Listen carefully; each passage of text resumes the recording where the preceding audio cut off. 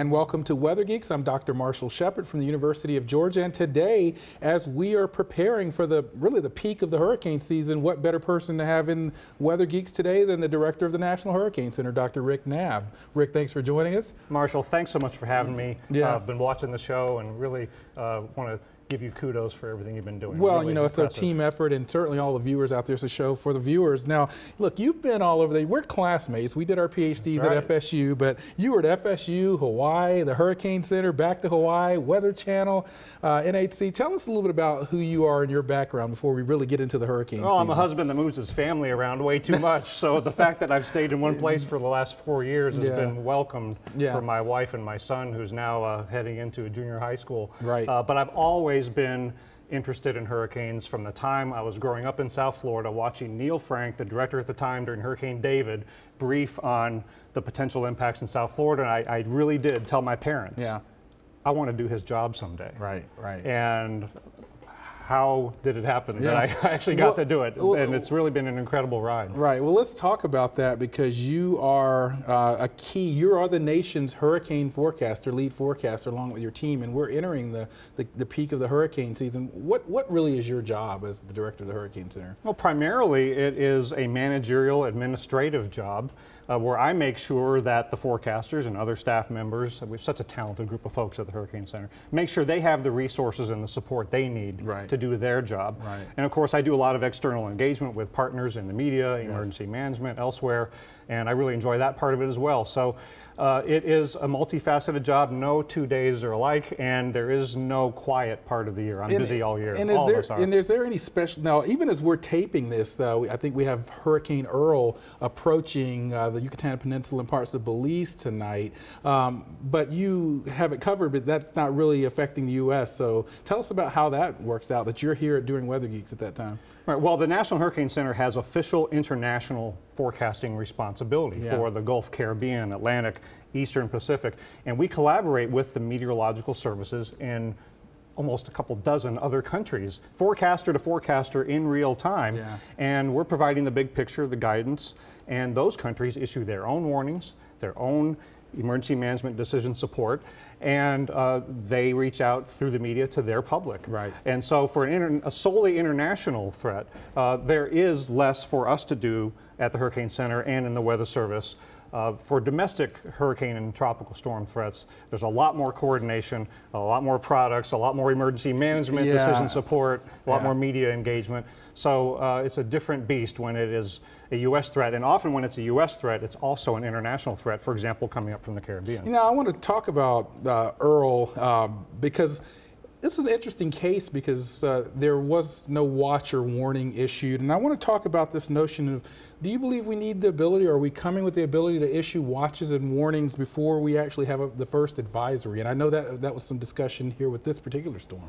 Absolutely. This is a need we have identified for many, many years, and we've been working toward the point where we can issue our forecasts and our watches and warnings prior to the formation of a tropical cyclone, and we're targeting 2017 to be able to utilize that option in cases where we're in the watch warning time frame, 36 to 48 hours before effects on land of a tropical storm or hurricane, and when we think there's a high enough chance for this system in question to become a tropical cyclone. But it will be pretty easy for everyone to get used to this new way of doing things, because our advisories will look and smell and feel just like an advisory for a tropical depression or a tropical storm. We will just call it potential tropical cyclone number 3 or whatever it is until it becomes a tropical cyclone, and then it'll be business as usual. So it will really just be the fact that in some cases, land-threatening cases, you'll get forecasts and advisories from us just a little bit sooner. Excellent, and that's one of the new things that will be coming. I want to talk a little bit about what are some of the other new things at NHC. I know there are new storm surge products and whatnot. So what are just some of the new things that are rolling out? Yeah, we are in the midst of a pretty aggressive period of launching new products and warnings, so that we are focusing more on the individual hazards and issuing the right watch and warning at the time that is needed for those particular hazards, and not focus so much on the cyclone itself, because the category, the track, the cone, these things don't tell you what you might experience in terms of wind or water where you live. And when you look at all the hazards, the deadliest hazards are the water-related ones. Storm surge has taken about half of the lives in landfalling tropical cyclones the last half century. Inland flooding due to heavy rain causes about 1 out of 4 fatalities. We lose people at the beach and on boats. And so we've got to focus more on the water hazards, because last 10 years, not a major hurricane, category 3 or stronger on the wind scale hitting anywhere in the U.S., but we've had major impacts due to water. Well, Sandy's an example of that. We did a show and people tweeted like, well, what about Sandy? That was a major hurricane. Well, it was a major impact storm, but on the Saffir-Simpson scale, it wasn't classified as a major storm. That's right, and the major impact was storm surge. Exactly. And that is where we are making the biggest changes here in 2016 and heading into 17. This year, 2016, operational now is our potential storm surge flooding map, and we also have an experimental prototype storm surge watch warning graphic. It's the next step toward going with National Weather Service storm surge watches and warnings in 2017 with all the dissemination bells and whistles. The EAS codes have been approved by the FCC to alert people, just like you do with other warnings. And so a lot of changes this year and next year when it comes to storm surge. Now, we've got about a minute left in this particular segment. I want to ask you about a couple of things. How far out are we from a 7-day cone? First question, then if we don't have enough time, I want to get into your social media policy at NHC too. But first, the cone, 7 days, is that coming? Sure. Our hurricane specialists last few years have been internally testing when they have the time to do so. They don't always, because they're focused on the operational products of the day. But they've been testing 6- and 7-day forecasts. Track and intensity, but it really isn't the highest priority item on our list in terms of what we're going to be developing in terms of new products and what we're going to have our forecasters spending time on. The storm surge watch warning, potential tropical cyclones before they become a depression or storm, wind timing products, extratropical storm surge, international storm surge, inland flooding. There's so many things we need to be improving on in terms of our products and warnings that the 7-day forecast, it'll come someday. It's just not at the top of our list. And we'll talk a little bit about that after the next break. And it's getting tougher to warn people about the threats because we haven't had these storms in such a while. We'll talk about that and also get Rick's feel on the hurricane season coming up. But first, let's see our Geek of the Week. This week's Geek of the Week is Dr. Christopher Rozoff, researcher at the University of Wisconsin in Madison. His favorite meteorological term is convectively unstable, and he attributes a major flood during his childhood, as well as the F5 Plainfield tornado back in 1990, to getting him interested in the weather. He loves weather so much that he chases hurricanes and tornadoes, and back in 2011, he caught a flight into Hurricane Irene. Congratulations to Dr. Rozoff, our Geek of the Week!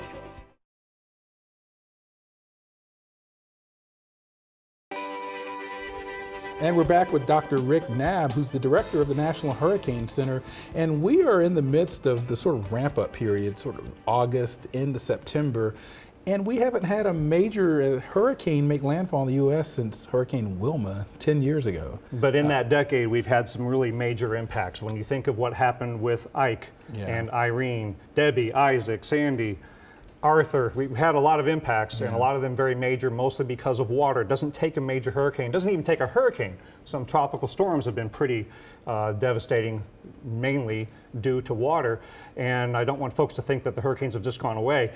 Hurricane Joaquin was sitting over the Bahamas for a couple days. I could see the upper level outflow going over my house. That was a reminder to me that in South Florida, among many other areas, we are vulnerable. Now, but how do we combat this, what we talked about many times, hurricane amnesia? You have people that have moved to coastal communities that haven't experienced or had to prepare for these storms. I know there are efforts to try to, really ramp that up, things like the Hurricane Strong effort in partnership with Flash. How do we overcome this tendency for hurricane amnesia? My goodness, what a big problem that is, and there is no one solution that's going to fix this problem overnight. Each person has their own individual hurricane experience. Some people have lived in hurricane-prone areas for a long time. Been fortunate enough not to have a serious impact where they live. Some people are completely new to the problem, and you've got everything in between.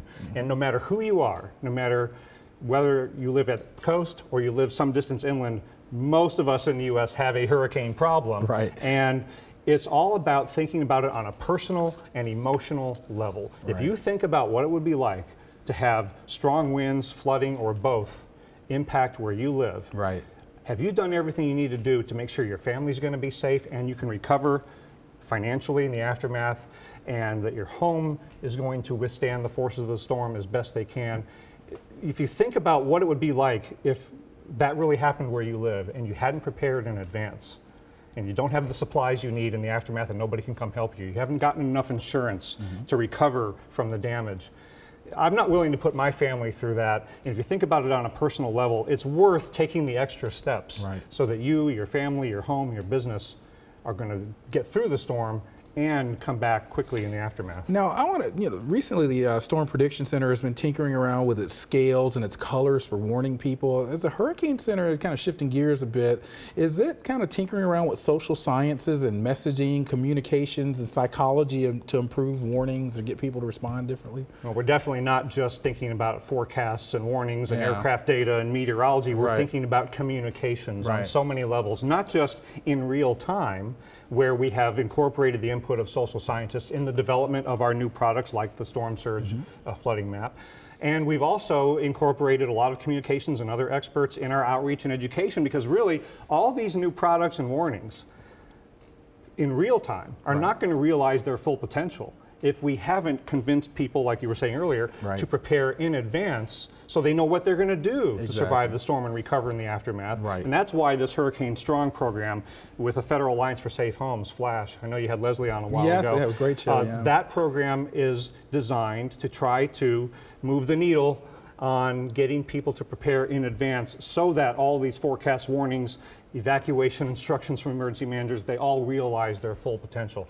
Being hurricane strong is the opposite of putting yourself in a weak position, not preparing, and letting the hurricanes dictate the outcome. Now, you guys actually have a little thing that you do with your arms. What is the Hurricane Strong? Yeah, it's the Hurricane Strong pose. And I've got an 11-year-old son. He thinks this is the coolest thing ever because you look strong and you make the shape of a hurricane. Left arm down in the northern hemisphere, you're hurricane strong. And hashtag Hurricane Strong. You see all the pictures, people doing this on social media. We're going to go out. We're going to come to break. When we come back, we're going to get Dr. Knabb's thoughts on the upcoming season and what's new at the Hurricane Center next on Weather Geeks.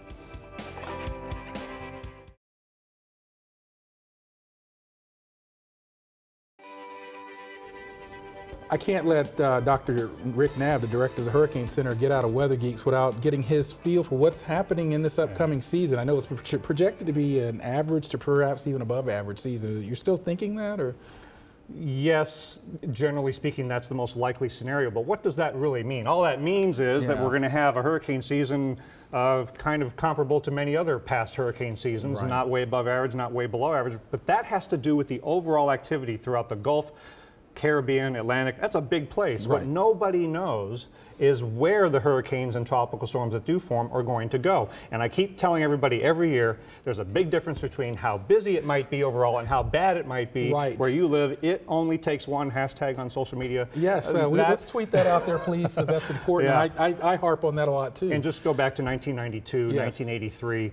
Both years, major hurricanes hit the U.S. in a way below average year. So Andrew was, I think the A storm was late August. Yeah, in August. So June and July, especially July, can be kind of a head fake. Makes you think like the hurricane season isn't all it's cracked up to be, and then August roars into play, and then the peak months of the season, August, September, October, as we saw in many past years, even with nothing in June and July, August, September, and/or October can be really bad. Absolutely. And I would urge folks to, if they haven't prepared in advance before today, do it today. Don't wait for the hurricane to be on your doorstep. Rick, I've talked to former directors like Max Mayfield, and they've talked about their worst case scenario as director of the Hurricane Center. What's yours? I mean, what do you fear most keeps you up at night? Yeah, several come to mind, but just to give you an example, a major hurricane, a large major hurricane hitting South Florida where I live would impact so many people and would be a big storm surge event, bigger than Andrew if it's larger than Andrew was, and you would have the significant wind and inland flooding impacts throughout the metro area down there. And I worry that people haven't planned ahead to know if they need to evacuate, where they will evacuate to, because you're not going to be able to evacuate all the millions of people in South Florida. It's just not logistically possible So if you haven't prepared ahead. So if you live in a hurricane evacuation zone, find that out today if you do, Right. then figure out today where you would go and how you would get there if told to evacuate. And if you don't live in an evacuation zone, identify a safe place from the wind out of flood-prone areas and plan to be the inland destination for someone who does live in an evacuation zone. But a major hurricane in South Florida is just one of the several really bad scenarios that's going to play itself out one of these days. I just hope it's not real soon. Yeah, and if you're watching Weather Geeks right now, you either live in a coastal area or know someone that does, contact them, tweet them, email them with what Dr. Knabb just said, because I think that's critical. Now, as we go into this last minute or so, what technology do you need or wish you had or that's coming along in the future, like a GOES-R, that really can help you and the Hurricane Center do its job better? Well, satellite data are so critical to our operations, and if you look at the Hurricane Center now in our backyard, we got some new toys, we got the new dishes ready to bring down the GOES-R data. We've been doing the proving ground testing, what those new products might be like. But what we don't have, our greatest unmet observational need, is ocean surface vector winds from satellite, not just for our hurricane forecasting, but for our marine forecasting over the high seas and the offshore waters that could measure all the way up to Cat 5 surface winds over the ocean. Is that right? That is a technology that exists. It's just a matter of making it a reality, and we've been talking about that need for a long time, and that would be something I'd like to see in the not so distant future. Absolutely. And in this last 30 seconds or so, are forecasts getting better, and is there really an inherent limit to how good they can become? Well, the track forecasts last couple decades have been getting more and more accurate. And even with the intensity forecast, we've seen a little bit of decrease in the errors the last few years, but we don't know how long-term that trend is going to be because we haven't had as many major hurricanes and rapid intensifiers. We have another year with a lot of those. Our intensity forecast errors might go right back up, but the models are getting better on both track and intensity. Well, that's where we have to end it. We'll have you back certainly when you have a little bit more time. Thank you for joining us on Weather Geeks, and we're here every Sunday at noon Eastern. We're also on Facebook, WX Geeks, TWC, and you can also find us on Facebook and Twitter. See you next week.